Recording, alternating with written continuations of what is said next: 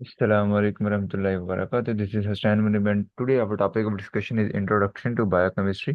कुछ चीज़ें जो है वो हमने ओवरऑल कंसर्न चेक कर ली थी और वी स्टडीड दैट, और उसके लिए मैंने आपको नोट्स भी दे दिए थे ताकि थोड़ा सा आइडिया हो जाए कि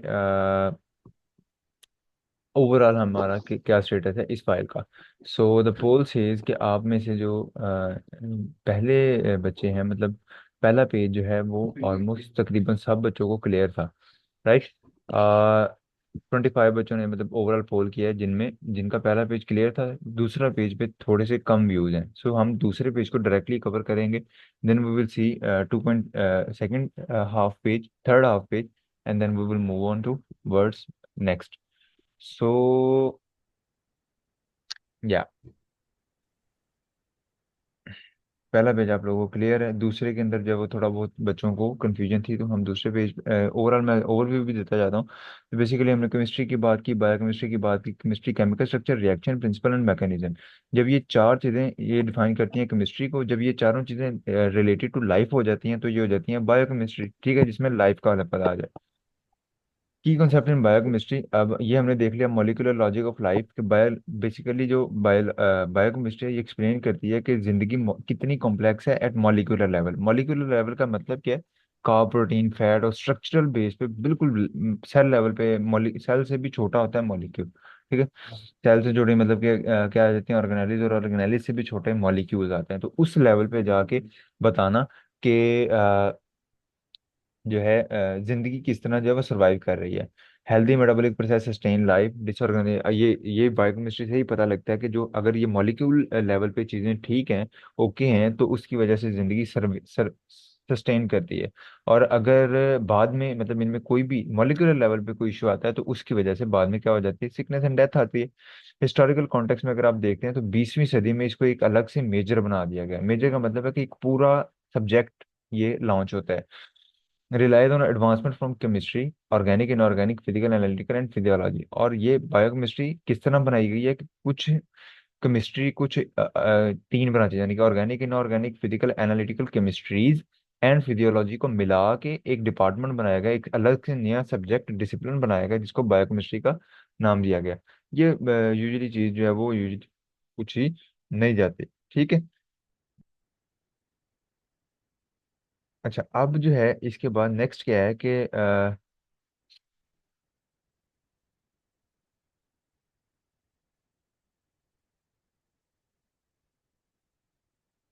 ओके, तो scope and application of biochemistry, ये डिफरेंट स्कोप लिखे हुए हैं, you can study them out. और इनकी अगर आपने अंदर डिटेल में जाना है तो आपकी मर्जी है, ठीक है। मेडिकल सर्विसेज में जिस हमारे पास फिजियोलॉजिकल फंक्शन है, फार्माकोलॉजी, फार्माकोलॉजी मेडिसिन से रिलेटेड होता है। बैक्टीरियोलॉजी जो है बैक्टीरिया की स्टडी। पैथोलॉजी होता है किसी भी बीमारी का कॉज और उसकी स्टडी करना बीमारियों की। एंड न्यूट्रिशन, तो ये मेडिकल साइंस में बायोकेमिस्ट्री रिक्वायर्ड होती है। क्लिनिकल सोल्यूशन, डिफरेंट बीमारियों की न्यूट्रिशनल डेफिशिएंसी के क्लिनिकल सोल्यूशन, उसके अलावा थेराप्यूटिक सॉल्यूशंस देने के लिए बायोकेमिस्ट्री इस्तेमाल होती है। Production and purification of vitamin, hormone, antioxidant, vaccine and protein. Basically देखो ये सारी चीजें कहाँ पे आती हैं?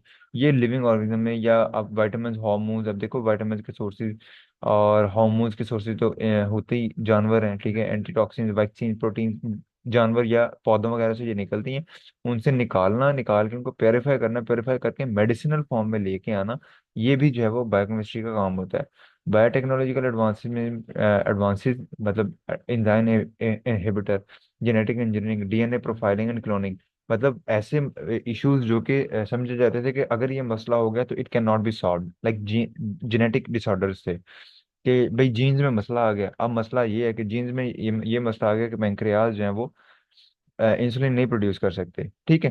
तो ये एक मसला आ गया, तो इसका सोल्यूशन ही कोई नहीं था, ठीक है। अब जेनेटिकल जो है ना वो सोल्यूशंस आ गए कि आप उस जीन को ठीक कर दें, ठीक है। अब जीन ठीक हो जाएगा तो definitely there will be no problem, everything will be all right, ठीक है। वही प्रोटीन दोबारा बननी शुरू हो जाएगी, ठीक है। तो दैट इज जेनेटिक इंजीनियरिंग। इसको भी ये कब पता लगा? जब हमें मॉलिक्यूलर लेवल पे जाकर पता लगा वेयर इज द इशू। तो बेसिकली डीएनए के अंदर जो हमारे पास न्यूक्लियोटाइड्स हैं, और उसके अलावा वहाँ पे जो न्यूक्लियोटाइड बेसिस जो राइबोज शुगर है, दे आर मोलिक्यूल, उस लेवल पे इशू आता है ना, तो उस इशू को रिजॉल्व करने के लिए जो है वो जेनेटिक इंजीनियरिंग आ गई है, एंजाइम इनहिबिटर मिल गए हैं, ठीक है। मल्टीपल ड्रग्स ऐसे हैं जो कि किसी भी एंजाइम की एक्टिविटी को कम कर सकते हैं। इसी तरह कई सारे ऐसे ड्रग्स हैं जो किसी एक एंजाइम की एक्टिविटी को बढ़ा सकते हैं जो कि एबनॉर्मली फंक्शन कर रहे हैं, ठीक है।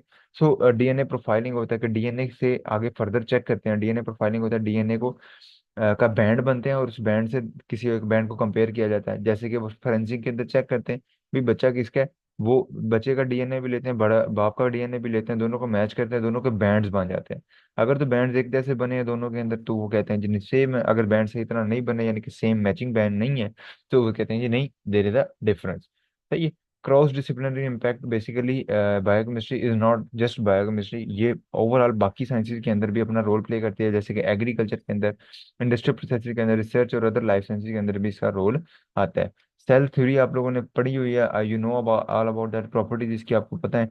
ऑर्गेनेलिज के अंदर nucleus, plasma membrane, cytoplasm, you know each each thing about this. Cytosol basically जो है वो इसको कहते हैं, साइटोसोल आ जाता है साइटोप्लाज्म में, ठीक है। और प्लाज्मा में you you know about these terms, और इसके ऊपर मजीद बात करना जो वैसे जरूरी नहीं है।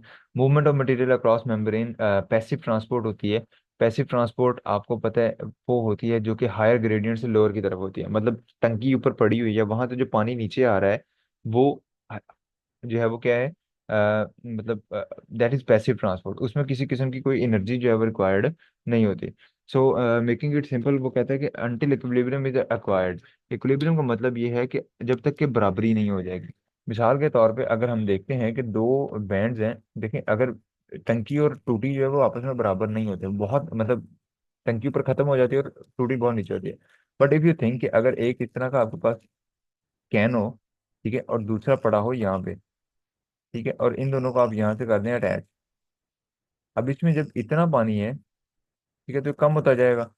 फर्ज कर लें ये इतना बड़ा टैंक था, ठीक है, ये पानी इधर से इधर जाता जाएगा तो ये कम होता जाएगा। फर्ज कर लें जो ये बैंड है ये आपका आ गया यहाँ पे, पानी आ गया यहाँ पे, ठीक है, इसमें बढ़ता बढ़ता यहाँ तक आ गया, तो जहाँ पे दोनों में बेशक उनका जो भी आपस में जो भी बराबरी है, बराबर पड़े हैं, ऊपर नीचे पड़े हैं, what ever the concept is, जब दोनों के अंदर इक्विलिब्रियम आ गया, दोनों के अंदर अर्थ सरफेस के हिसाब से, अर्थ सरफेस के हिसाब से नहीं, मतलब दोनों में बराबर जब पानी आ गया तो वो हो जाएगा, इसको कहते हैं इक्विलिब्रियम, ठीक है। पानी इससे कम होता जाएगा, इसमें बढ़ता रहेगा। जब दोनों के लेवल बराबर हो जाएंगे जमीन के हिसाब से, देखें जमीन उसके हिसाब से इसमें पानी ज्यादा है इसमें कम है, बट जमीन के हिसाब से जो आपने देखना है तो both these both level are equal, ठीक है।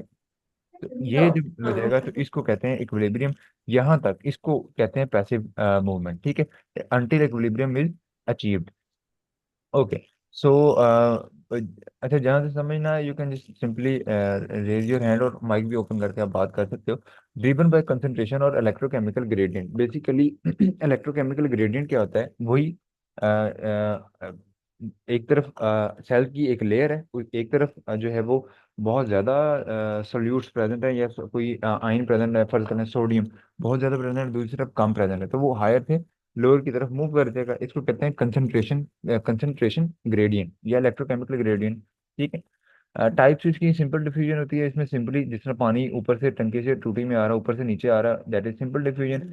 डिफ्यूजन बाय एक्वस चैनल्स, कुछ जो है वो अगर सेल मेम्ब्रेन का देखें तो क्या होता है कि if I can draw it, first करें दिस इज सेल मेम्ब्रेन, इधर हायर है इधर लोअर है, तो कुछ तो है वो सिंपल इस तरह हायर से लोअर की तरफ मूव कर जाएंगे।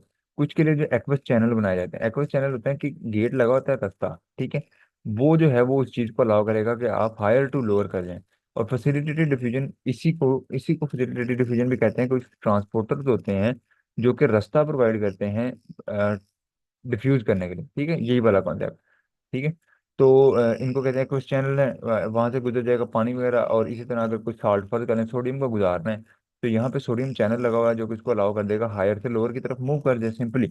No need of energy in that, ठीक है। फैसिलिटेटेड डिफ्यूजन में भी एनर्जी की कोई जरूरत नहीं होती, because that is diffusion, higher to lower move हो रही है। बट एक में ये है कि वो सेल जिसमें लिपिड्स है ना, आपको सेल मेम्ब्रेन का स्ट्रक्चर पता होगा कि वो फैट बेस्ड है, तो अगर कोई फैट बेस्ड चीज है तो ऑटोमेटिकली वैसे ही सेल मेम्ब्रेन के अंदर जाएगी, एब्जॉर्ब हो जाएगी, दूसरी तरफ से निकल जाएगी, मतलब जम होकर निकल जाएगी, ठीक है। उसको किसी ट्रांसपोर्टर की जरूरत नहीं है। लेकिन कुछ चीजें हैं जिनको रास्ता चाहिए, ठीक है, तो उसके लिए फिर क्या होते हैं, ट्रांसपोर्टर होते हैं, ऐसे रास्ता देते हैं जो कि फैसिलिटेटेड डिफ्यूजन कॉज करते हैं कि जिन्हें आप निकल जाएं, ठीक है, रास्ता दे देते हैं। एग्जाम्पल में उसने movement of K plus ions दिया हुआ है।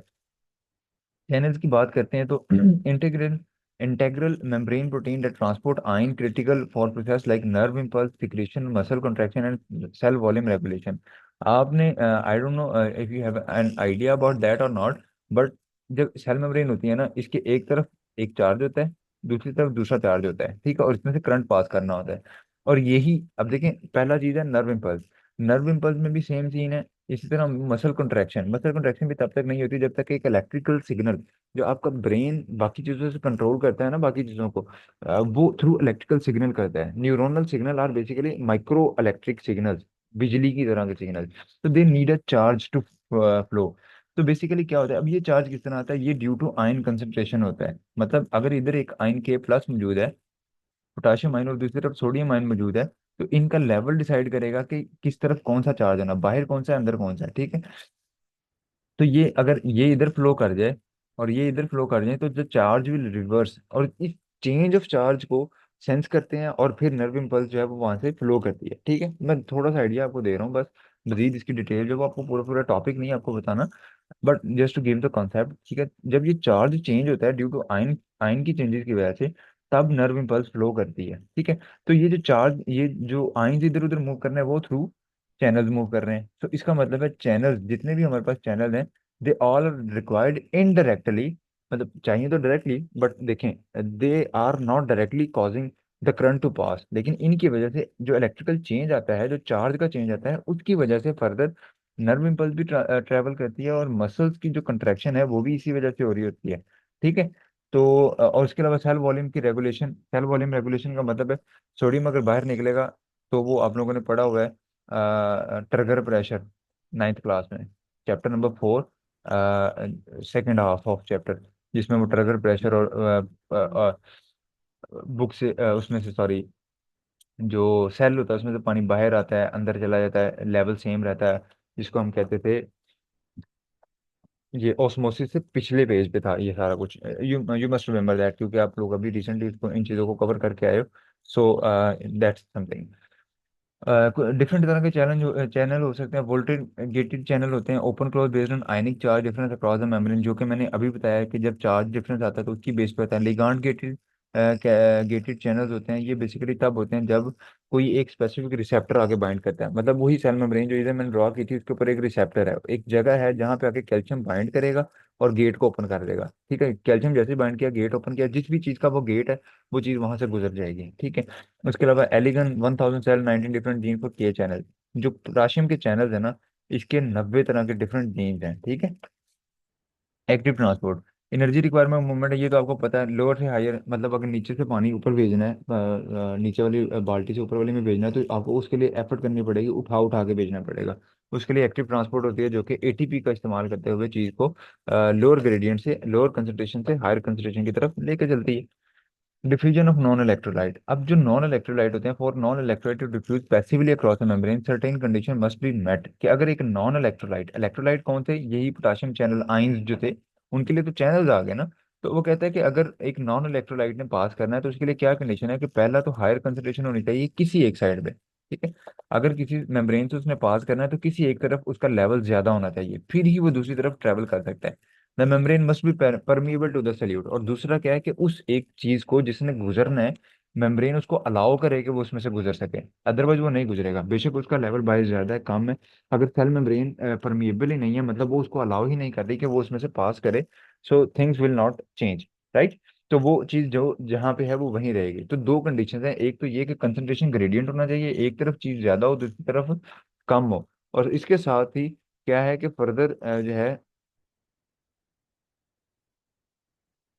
दूसरी तरफ भी क्या है कि उसमें परमिबिलिटी हो, ठीक है। Crossing the lipid layer, the solute should be non polar to dissolve in lipid bilayer, अगर तो लिपिड से पास करना है, तो वो कहता है कि नॉन पोलर कंपाउंड होना चाहिए। नॉन पोलर कंपाउंड कौन से होते हैं, फैट बेस, जितने भी फैट बेस या ये जो इथानॉल, और आपको पता है, these are non polar compounds. अब आपको मैंने बताया था कि cell membrane is the lipid bilayer, ठीक है, उसमें लिपिड के स्ट्रक्चर्स होते हैं। तो if I can draw it again, I show कि देखें इस तरह जो है वो लिपिड, ये लिपिड है, ये भी लिपिड है, और इसमें जो है वो प्रोटीन ट्रांसपोर्टर लगे हुए हैं, ये ट्रांसपोर्टर है। तो ये ट्रांसपोर्टर अलाउ करेगा कुछ चीज़ों को पास कर लें अक्रॉस द सेल मेम्ब्रेन। कौन सी चीज़ें? वो चीज़ें जो कि लिपिड की नहीं बनी हुई, और जो लिपिड वाले हैं, क्योंकि ये सारा कुछ लिपिड का बना हुआ है, फॉस्फोलिपिड होते हैं, तो जो लिपिड है वो सिंपली इसमें डिजोल्व होगा, दूसरी साइड से सेल के अंदर चला जाएगा। ठीक है, लिपिड यहाँ से डिजोल्व होकर दूसरी साइड से अंदर चला जाएगा। तो ये सिंपल है, डिफ्यूजन हो जाती है। तो अब उनकी बात कर रहे हैं, लिपिड बाय लेयर को जो क्रॉस करेंगी चीजें। This is the ratio of solubility of solute in a non polar solvent like octanol और vegetable oil to its solubility in water. Partition coefficient क्या होता है कि एक रेशियो है कि कोई भी चीज फैट में कितनी अच्छी एब्जॉर्ब होती है टू वाटर में कितनी अच्छी एब्जॉर्ब होती है। तो एक रेशियो ऊपर, dissolvability in fat divided by dissolvability in solubility in water. तो ये जो रेशियो होती है इसको कहते हैं पार्टीशन कॉफिशिएंट।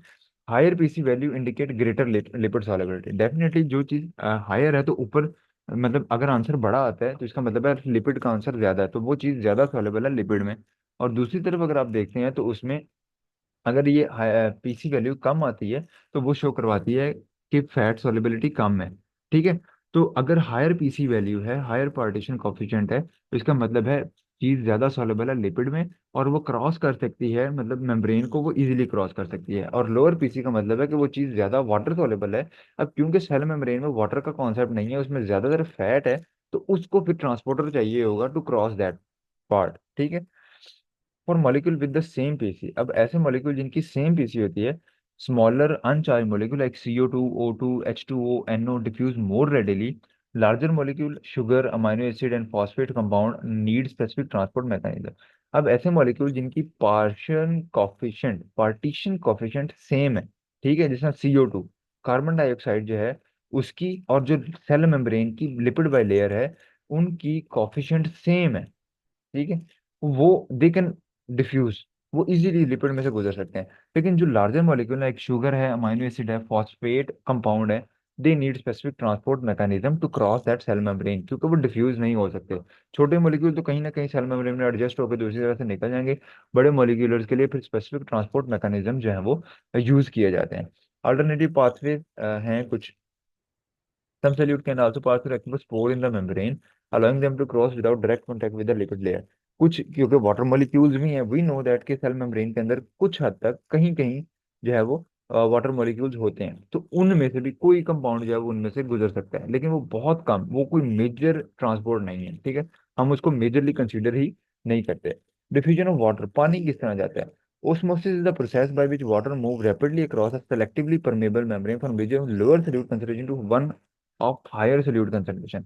बाहर जो है, सेल के बाहर थोड़ा सोल्यूट है, पानी ज्यादा है, अंदर जो है सोल्यूट यानी कि सोडियम का लेवल ज्यादा है और पानी कम है। This can be observe by placing a cell in solution with different solute concentration. वही hypertonic, isotonic and hypotonic. Hypertonic condition कौन सी है? Cell shrink as water exit the cell. Environment की बात हो रही है, सेल के अंदर की बात नहीं हो रही, सेल के बाहर। अगर सेल के बाहर सोल्यूट ज्यादा है तो पानी कम होगा, ऐसे ही है, एक रेशियो है ना, मतलब अगर 70% नमक है तो 20-30% वाटर होगा। अब कंपैरेटिवली सेल के अंदर जो है वो सोल्यूट कम है, पानी ज्यादा है, तो पानी जो है वो बाहर मूव कर जाएगा। जब पानी बाहर मूव कर जाएगा तो सेल श्रिंक कर जाएगा, क्योंकि सेल के अपना पानी जो है वो कम हो गया है। आइसोटोनिक में क्या है कि बाहर भी 50-50 है, अंदर भी 50-50 है, या बाहर अगर 70-30 है तो अंदर भी 70-30 है। ठीक है, तो वो बराबर हो गए। और हाइपोटोनिक क्या है कि बाहर सोल्यूट कम है, पानी। आवाज आ रही है बच्चों? डिस्कनेक्ट हो जी गई आ थी। रही है आवाज। डिस्कनेक्ट हो गई थी।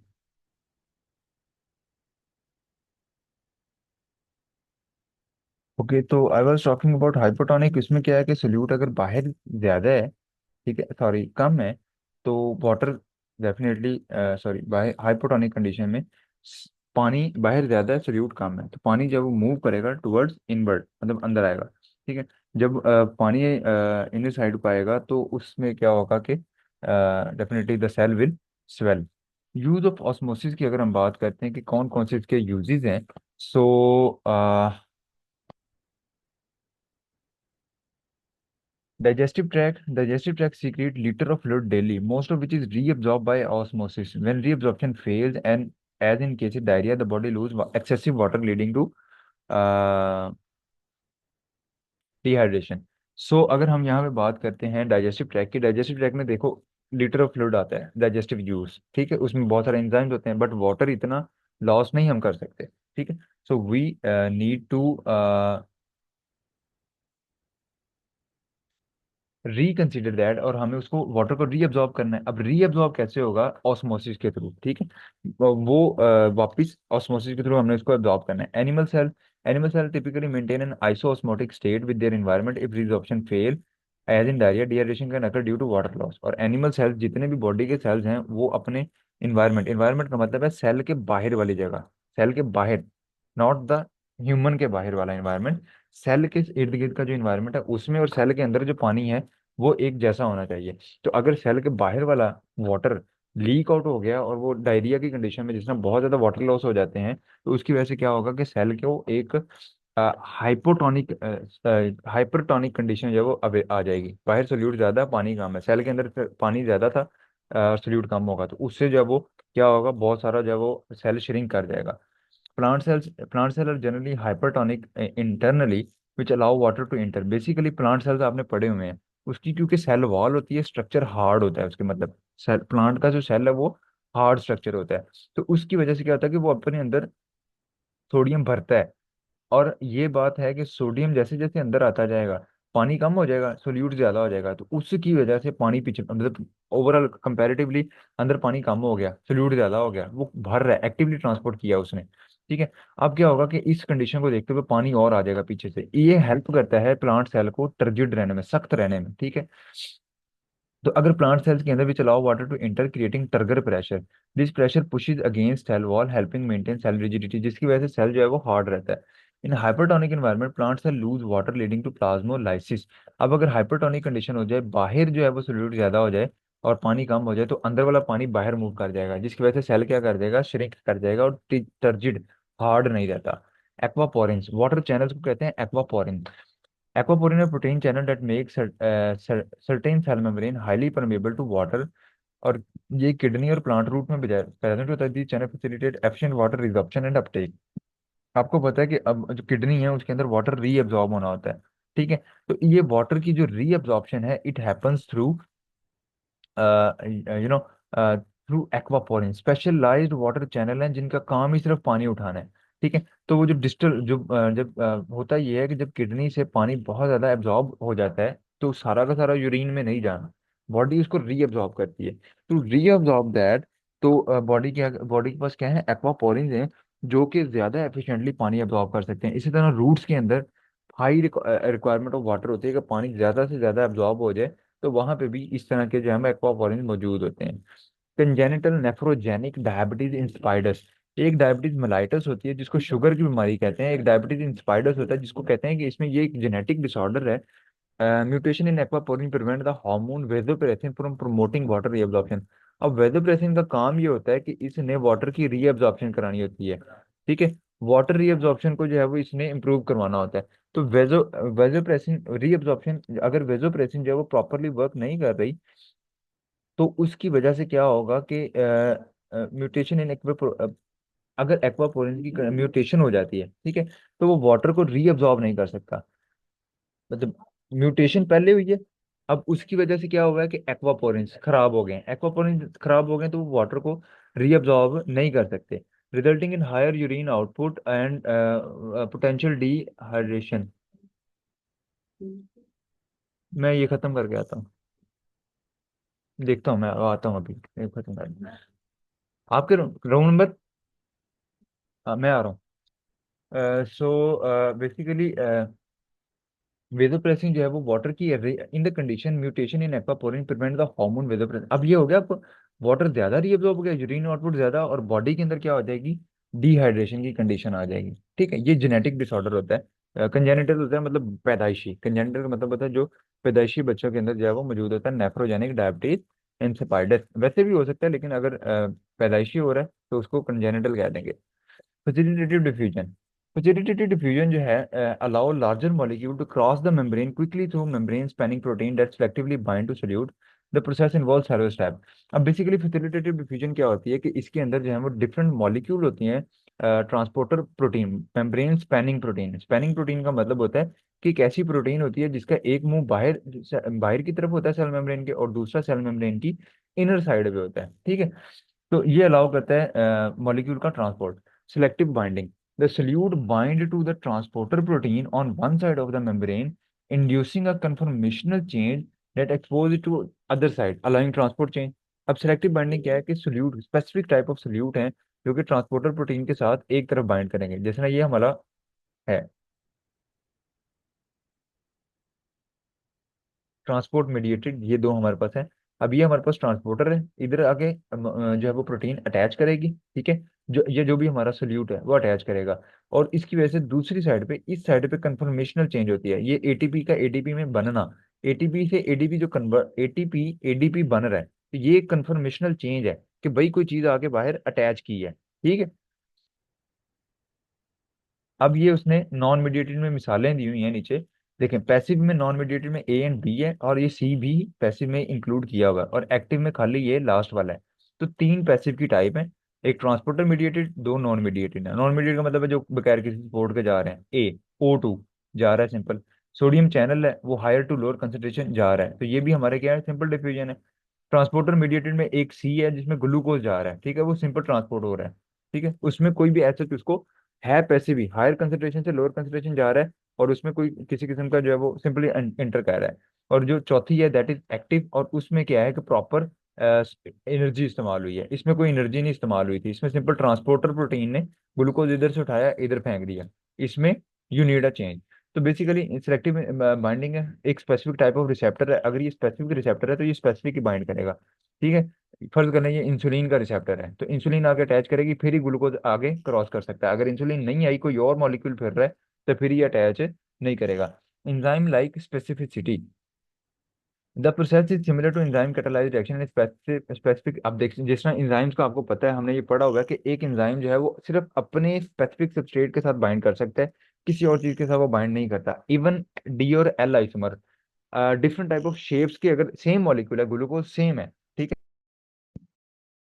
आई got disconnected again, but I am back.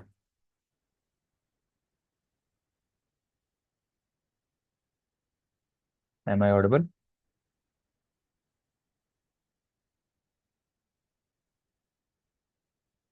आवाज आ रही है? Okay. Okay. So yes, we were talking about this, और इसमें एंजाइम लाइक स्पेसिफिसिटी हमने बात कर ली है कि हर एंजाइम, डी और एल आइसोमर, ग्लूकोज सेम है लेकिन उसके दो आइसोमर हैं, शेप थोड़ी सी मतलब उसमें स्ट्रक्चरल चेंजेस होती हैं शेप में, ठीक है। एक दूसरे की मिरर इमेज होते हैं ये, ठीक है, डी और L. So both of them are different, right. तो वो भी उसके लिए भी अलग अलग ट्रांसपोर्टर है, सेम नहीं एंजाइम में अटैच होते।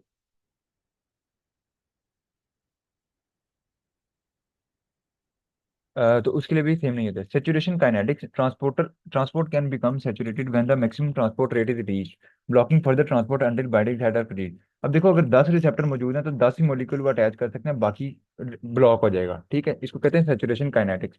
पहले वो वाले ट्रांसपोर्ट हो जाएंगे फिर नेक्स्ट आएंगे, ठीक है, इसको सेचुरेशन काइनेटिक्स कहते हैं। Regulation and conformational change. The transporter undergo a conformational change similar to an induced fit in enzyme that enables solute movement. अब ये देखो, ये रिसेप्टर आके अटैच किया, उसकी वजह से एटीपी एडीपी में कन्वर्ट हो गया, तो उसको इस तरह, ये सोडियम गया, पोटेशियम आ रहा है, सोडियम बाहर जाएगा, पोटेशियम आएगा, और हर एक के लिए फिर एटीपी रिक्वायर्ड हो रही है। That enable solute movement, transport rate is slower then passive diffusion. Passive diffusion में क्योंकि किसी किस्म की कोई रिक्वायरमेंट नहीं है, एनर्जी नहीं चाहिए, तो वो मूव कर ही जा रहा है। यहाँ पे क्योंकि एनर्जी चाहिए, तो दिस इज स्लोअर, यानी कि moving hundreds two thousands of molecule पर सेकंड। पैसिव डिफ्यूजन की निस्बत ये स्लो है, स्टिल ये 100 से लेके 1000 मॉलिक्यूल पर सेकंड ट्रांसपोर्ट कर रहा है। ग्लूकोज ट्रांसपोर्टर ग्लट 1 to 5, एक से लेके 5 तक जो है ना ग्लूकोज ट्रांसपोर्टर होते हैं, ठीक है, glut 1 to 5, glut 1, glut 2, glut 3, glut 4, glut 5 होते हैं। Glucose in muscle and adipose cell. In response to high blood glucose, insulin stimulate the translocation of GLUT4 to cell membrane. अब इनमें से GLUT4 है, इसे सारे ग्लूकोज को ट्रांसपोर्ट करते हैं। मिसाल के तौर पे GLUT4 है, इसको समझ लें ये GLUT4 है, तो इंसुलिन जब इसको अलाउ करेगी कि cell membrane increasing glucose uptake into the cell, GLUT4 यहाँ पे लग जाएगा, इंसुलिन का एक सिग्नलिंग यहाँ पे लगा हुआ है, रिसेप्टर है, इंसुलिन आके अटैच किया, गलट एक्टिवेट हो जाएगा, गलट जब ग्लूकोज को बाहर से उठाता जाएगा अंदर फेंकता जाएगा, उठाता जाएगा फेंकता जाएगा along द कंसंट्रेशन ग्रेडियंट, बाहर कंसंट्रेशन ज्यादा है अंदर कम है, तो there is no need of energy in that, वो सिंपली मूव कर रहा है, राइट। तो इसको, इसकी वजह से क्या हो जाएगा कि ग्लूकोज जो है वो बाहर से अंदर मूव करता जाएगा। काफी है इतना। दूसरा मेरे ख्याल दूसरे लेक्चर में कवर कर लेंगे, सारा एक ही तरह का दूसरा टॉपिक है। ये देख लेते हैं प्रॉपर्टी, ये आपको आती होंगी। Properties and function of water. Abundance. Water make up approximately 70% of cell weight, आपको पता है। हाई मेल्टिंग बॉइलिंग पॉइंट होते हैं इसके। सॉल्वेंट प्रॉपर्टीज इसकी हैं, लाइक डिजॉल्व, लाइक मतलब अपने पोलर सॉल्वेंट को, पोलर सोल्यूट्स हैं उनको ज्यादा अच्छा डिजॉल्व करता है। हाइड्रोफिलिक, फिलिक का मतलब होता है लविंग, यानी कि वो जो वाटर में डिजोल्व हो जाएंगे। हाइड्रोफोबिक, जो जो के डिजोल्व वाटर में नहीं होंगे। और एम्पीथेटिक, जो कि जिसके दो एंड होते हैं, हाइड्रोफिलिक भी और हाइड्रोफोबिक भी। एक एंड से वाटर अटैच कर सकते हैं, दूसरे एंड से वो वाटर, दूसरा एंड उनका वाटर से भागता है। ठीक है, तो इस तरह के मॉलिक्यूल्स भी होते हैं। Water is a solvent, water बहुत सारे सॉल्ट्स और हाइड्रेटिंग को जो है ना वो अपने अंदर डिजोल्व कर सकता है। Hydrating their ion, hydrating their ions का मतलब है कि वो उनके आयंस को तोड़ देगा। NaCl जब पानी में जाएगा तो क्लोरीन और सोडियम के आयन जो है वो बाहर आ जाएंगे, अलग अलग हो जाएंगे। ठीक है। Ionisation of water, water is weakly ionisable, a small fraction of, ये हम जो है वो मेरा ख्याल है हमें थ्रू स्लाइड्स करना चाहिए। पीएच, पीओएच, पीके, ये सारी चीजें जो है वो हम सेकंड लेक्चर में कवर करेंगे। अगर आज ही लेक्चर करना है तो आज ही बता दो।